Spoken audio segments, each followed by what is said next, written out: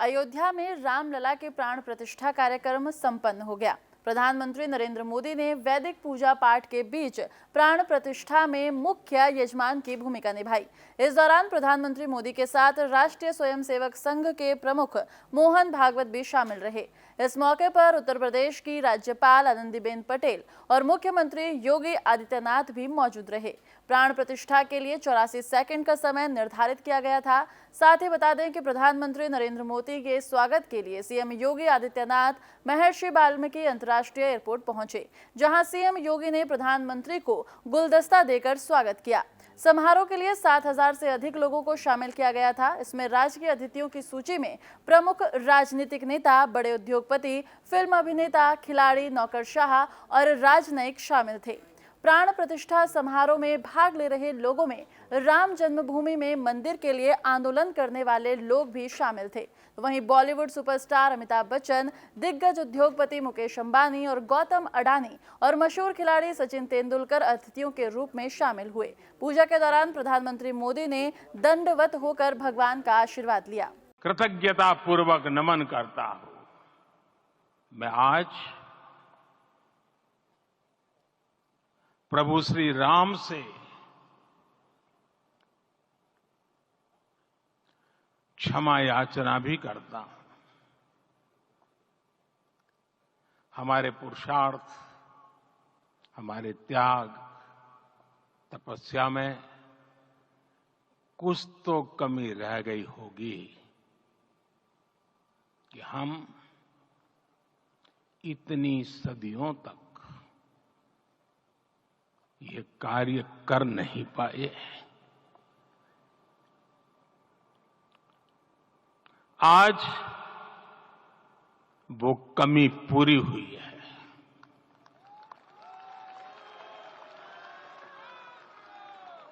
मुझे विश्वास है प्रभु राम आज हमें अवश्य क्षमा करेंगे। मेरा पक्का विश्वास है, अपार श्रद्धा है कि जो घटित हुआ है इसकी अनुभूति देश के, विश्व के कोने कोने में राम भक्तों को हो रही होगी।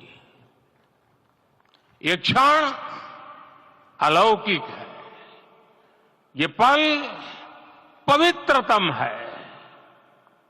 ये माहौल, ये वातावरण, ये ऊर्जा, ये घड़ी प्रभु श्री राम का हम सब पर आशीर्वाद है। प्रभु बिलो की हर से पुरबासी, जनित वियोग विपत्ति सबनासी। अर्थात प्रभु का आगमन देकर ही सब अयोध्यावासी, समग्र देशवासी हर्ष से भर गए। लंबे वियोग से जो आपत्ति आई थी उसका अंत हो गया। उस कालखंड में तो वो वियोग केवल 14 वर्षों का था, तब भी इतना असह्य था। इस युग में तो अयोध्या और देशवासियों ने सैकड़ों वर्षों का वियोग सहा है।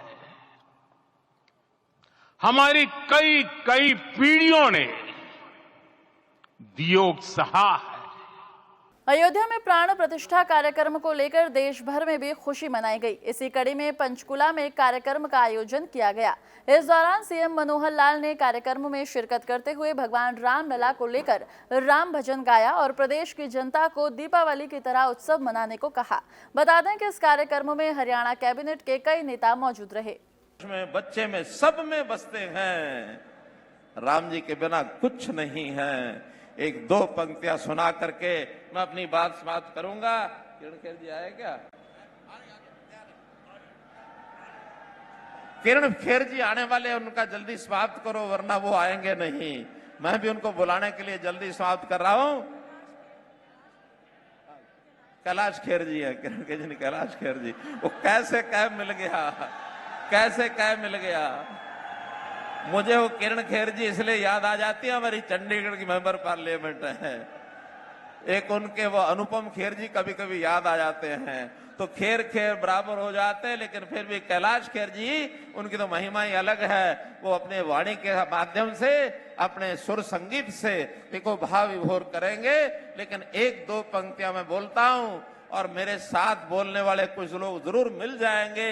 इतनी बड़ी भीड़ में जरूर बैठे होंगे। मैं बोलूंगा शायद साथ बोल जाए।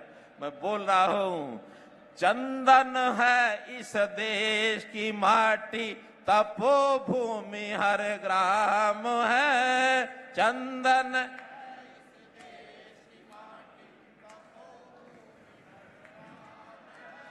हर बाला देवी की प्रतिमा, बच्चा बच्चा राम है, बच्चा बच्चा राम है। देवी की प्रतिमा, बच्चा बच्चा राम है, बच्चा बच्चा राम है। चंदन है इस देश की माटी, तपोभूमि हर ग्राम है। हर बाला देवी की प्रतिमा, बच्चा बच्चा राम। अरेगा बच्चा बच्चा राम। चलिए तब तक हम और थोड़ा आगे बढ़ते हैं। हर शरीर मंदिर सा पावन, हर मानव उपकारी है। हर शरीर मंदिर सा पावन, हर मान मानव उपकारी है। जहां सिंह बन गए खिलौने, गाय जहां माँ प्यारी है। जहां सिंह बन गए खिलौने, गाय जहां माँ प्यारी, जहां सवेरा शंख बजाता, लोरी गाती शाम है। जहां सवेरा शंख बजाता, लोरी गाती शाम है। हर बाला देवी की प्रतिमा, बच्चा बच्चा राम है, बच्चा बच्चा राम है। जहां कर्म से भाग्य बदलते, श्रम निष्ठा कल्याणी है। जहां कर्म से भाग्य बदलते, श्रम निष्ठा कल्याणी है। त्याग और तप की गाथाएं, त्याग और तप की गाथा, गाती कवि की वाणी है। त्याग और तप की गाथाएं, गाती कवि की वाणी है। ज्ञान यहाँ का गंगा जल सा, ज्ञान यहाँ का गंगा जल सा, निर्मल है अविराम है। निर्मल है अविराम है। हर बाला देवी की प्रतिमा, बच्चा बच्चा राम है, बच्चा बच्चा राम है। इसके सैनिक समर भूमि में गाया करते गीता है। इसके सैनिक समर भूमि में गाया करते गीता है। जहां खेत में हल के नीचे खेला करती सीता है।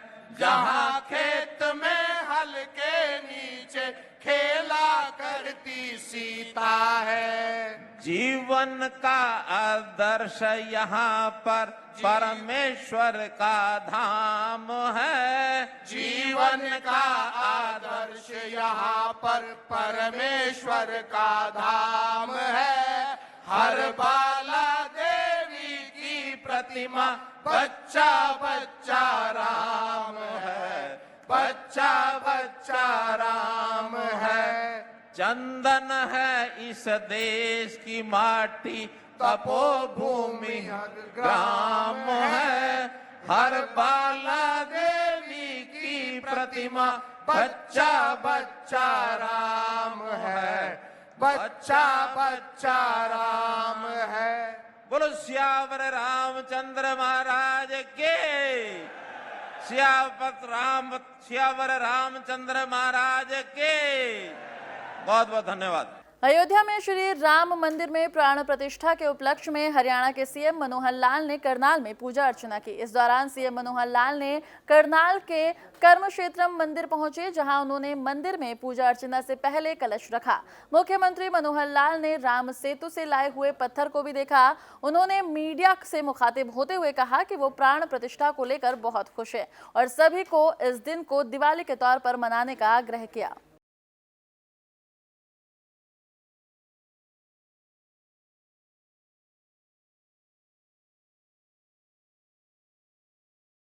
अयोध्या में भगवान रामलला के प्राण प्रतिष्ठा से हरियाणा के लोगों में खासा उत्साह देखने को मिला। शहरों में जगह जगह धार्मिक आयोजन किए गए, बाजार के साथ घरों को भी लोगों ने सजाया। श्री रामलला के प्राण प्रतिष्ठा को देखने के लिए 15,000 जगह पर लाइव प्रसारण किया गया। वहीं रात होते ही पूरे हरियाणा के मंदिरों और घरों में दियों को जलाया गया और आतिशबाजी की जाएगी। श्री रामलला के स्वागत के लिए राज्य भर में शोभा यात्राएं और पदयात्राएं निकाली जा चुकी हैं। सरकार की ओर से सभी सरकारी ऑफिसों में हाफ डे किया गया है। स्कूलों में बच्चों के लिए भी सरकार की ओर से छुट्टियों का ऐलान किया जा चुका है।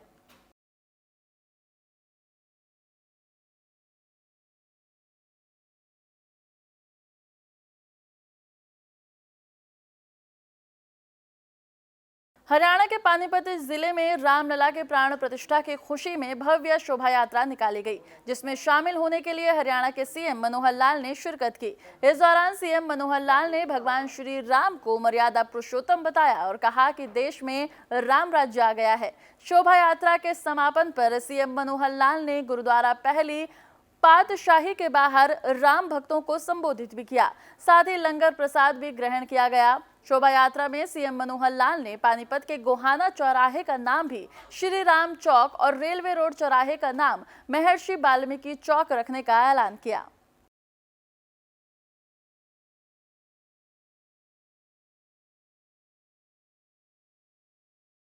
अयोध्या में श्री रामलला प्राण प्रतिष्ठा की खुशी में पूरा चरखी दादरी राम के रंग में रंग गया है। मंदिरों में सुबह से ही स्वच्छता अभियान, हवन यज्ञ और भंडारों का आयोजन किया गया, तो वहीं कई स्थानों पर बड़ी स्क्रीन लगाकर रामलला के प्राण प्रतिष्ठा कार्यक्रम की तैयारी की गई थी।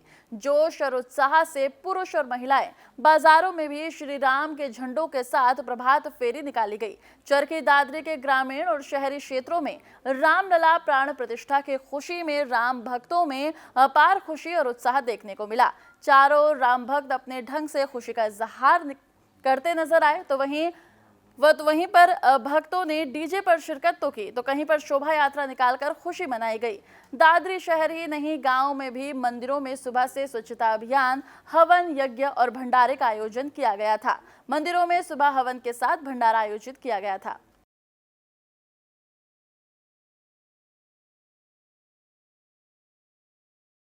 देश के इतिहास के स्वर्ण पन्नों पर एक अध्याय और जुड़ गया है। करीब 500 साल के बाद श्री राम मंदिर का निर्माण हो रहा है और श्री राम की मूर्ति की प्राण प्रतिष्ठा भी हो गई है। इसी को लेकर पूरे देश में उत्सव का माहौल देखने को मिल रहा है। सोनीपत में श्री राम मंदिर में मूर्ति प्राण प्रतिष्ठा को लेकर एक शोभा यात्रा निकाली गई, जिसका सोनीपत छोटू राम चौक पर पहुंचने पर मुस्लिम समुदाय के लोगों ने भव्य तरीके से स्वागत किया और शोभा यात्रा पर फूल बरसाए। ये शोभा यात्रा अनेक गली कूचों से होकर गुजरी। इस दौरान मुस्लिम समुदाय के लोगों का कहना है कि राम मंदिर का निर्माण होने से बरसों पुराना विवाद खत्म हो गया है, जिसका हम स्वागत करते हैं। उन्होंने कहा कि इससे देश में सौहार्द और भाईचारा मजबूत होगा।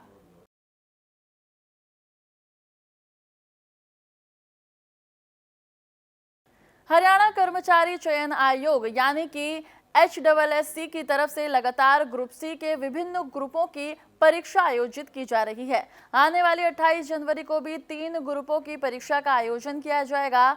आयोग की तरफ से इसके लिए नोटिस जारी हो चुका है। आयोग ने शॉर्ट लिस्ट किए गए उम्मीदवारों की लिस्ट भी जारी कर दी है। सभी उम्मीदवार इस लिस्ट में अपना रोल नंबर चेक कर सकते हैं। 28 जनवरी को ग्रुप नंबर 44, 20 और 50 के लिए परीक्षा का आयोजन होना है। ग्रुप नंबर 44 में रेडियोग्राफर, अल्ट्रासाउंड टेक्नीशियन और एक्सरे टेक्नीशियन, ग्रुप नंबर 50 में इंडियन कुक और ग्रुप नंबर 20 में असिस्टेंट मैनेजर के पदों के लिए परीक्षा होगी। हरियाणा कर्मचारी चयन आयोग की तरफ से जारी शेड्यूल के अनुसार ग्रुप नंबर 20 की परीक्षा सुबह के शिफ्ट में 10:15 से दोपहर 12 बजे तक होगी। इसी प्रकार ग्रुप 44 तथा 50 की परीक्षा शाम की शिफ्ट में दोपहर बाद 3:15 से शाम 5 बजे तक आयोजित होगी।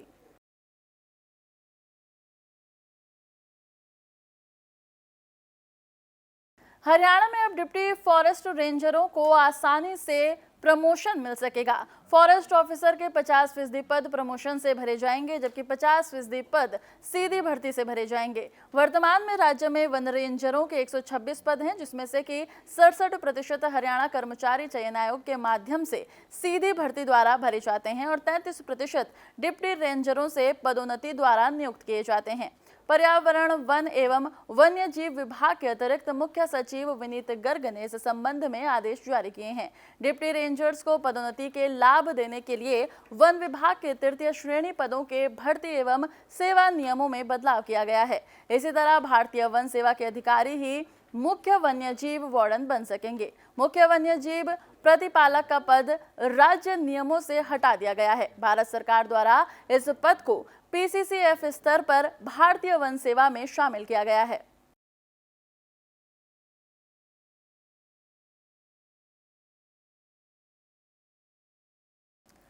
हरियाणा की मनोहर सरकार किसानों के लिए कई कल्याणकारी योजनाएं चला रही है। इन्हीं योजनाओं में से एक बिजली बचत और सस्ती खेती को बढ़ावा देने के उद्देश्य से सोलर पंप आवेदन योजना है। इस योजना के तहत सरकार की ओर से किसानों को सोलर पंप लगवाने पर 75% तक सब्सिडी दी जा रही है। वहीं करनाल डीसी वैशाली शर्मा ने बताया कि इस योजना का लाभ उठाने के इच्छुक किसानों के लिए 19 जनवरी से आवेदन शुरू हो गए हैं और इसकी अंतिम तिथि 28 जनवरी 2024 रखी गई है। यह योजना प्रधानमंत्री किसान ऊर्जा सुरक्षा और उत्थान महाअभियान यानी कि प्रधानमंत्री कुसुम योजना के तहत चलाई जा रही है।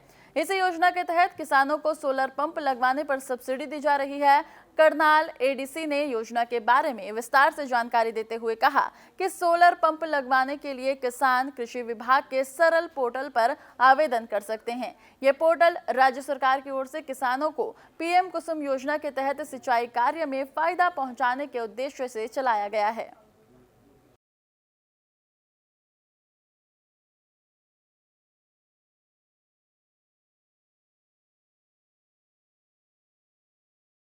नया साल रेवाड़ी के लोगों के लिए कई बड़ी सौगात लेकर आया है। 24 जनवरी को सीएम मनोहर लाल जिले को करीब 200 करोड़ रुपए की परियोजनाओं का तोहफा देने वाले हैं। इसमें शहर की सबसे पुरानी मांग रेवाड़ी महेंद्रगढ़ रोड और रेवाड़ी दादरी रोड पर फाटक संख्या 3 में 59 पर बनने वाला रेलवे ओवरब्रिज भी शामिल है, जिसमें वाहन चालकों का सफर करना आसान होगा, तो वहीं शहर के लोगों को जाम से भी निजात मिलेगी। बता दें कि मुख्यमंत्री मनोहर लाल ने रेवाड़ी के कुंड, खोल, मंदोला और रेवाड़ी शाहजहांपुर रोड का आधिकारिक शुभारंभ करेंगे। इन दोनों सड़क मार्ग के निर्माण पर 82 करोड़ रुपए की धनराशि खर्च होगी। बता दें कि गुरुग्राम से बीजेपी सांसद और केंद्रीय मंत्री इंद्रजीत सिंह ने बताया कि सीएम मनोहर लाल 24 जनवरी को चंडीगढ़ से इन परियोजनाओं का शिलान्यास और शुभारंभ करेंगे। आगे केंद्रीय मंत्री ने बताया कि रेवाड़ी जिले के 6 गांवों को भी पशु चिकित्सालय भवनों की सौगात मिलेगी। इसमें दरौली, बवाना, गुज्जर, गुरावड़ा, औलांत, जाडरा और निमोठ गांव शामिल हैं। इनके निर्माण कार्य पर 193 करोड़ रुपए की धनराशि खर्च होगी।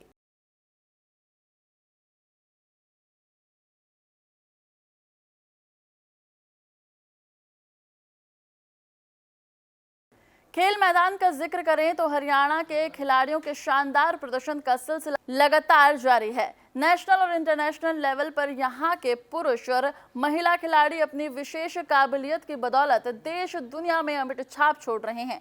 इसी कड़ी में टोक्यो ओलंपिक पदक विजेता सोनीपत के पहलवान रवि दहिया ने एक बार फिर शानदार खेल का प्रदर्शन करते हुए विदेशी धरती पर तिरंगे का गौरव बढ़ाया है।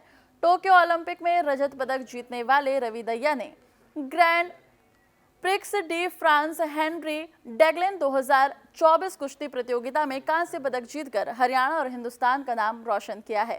फ्रांस के नीस में पुरुषों के 61 किलोग्राम भार वर्ग में कांस्य पदक मुकाबले में भारत के स्टार पहलवान रवि दहिया ने कजाकिस्तान के कैरात अमिरतायेव को 12-6 के अंतर से हराया। हालांकि पहलवान रवि दहिया मुकाबले की शुरुआत 2-4 से पिछड़ गए थे, लेकिन उन्होंने अपने अनुभव का इस्तेमाल करते हुए जीत हासिल कर कांस्य पदक पर कब्जा किया। इससे पहले उन्होंने 16वें राउंड में तकनीकी श्रेष्ठता के आधार पर जर्मनी के पहलवान को शिकस्त दी थी। क्वार्टर फाइनल मुकाबले में रवि दहिया ने कजाकिस्तान के कैरात अमीर यातेब को 12-6 के अंतर से हराया। हालांकि रवि दहिया को सेमीफाइनल मुकाबले में फ्रांस के अरमान एलायन के हाथों 6-3 के अंतर से हार का सामना करना पड़ा। अपने इस जीत पर उन्होंने कहा कि उम्मीद है कि मुताबिक अच्छे खेल का प्रदर्शन नहीं कर पाया, लेकिन कांस्य पदक से संतुष्ट हूं। आगे अच्छे खेल का प्रदर्शन करते हुए गोल्ड मेडल जीतने की उम्मीद रहेगी।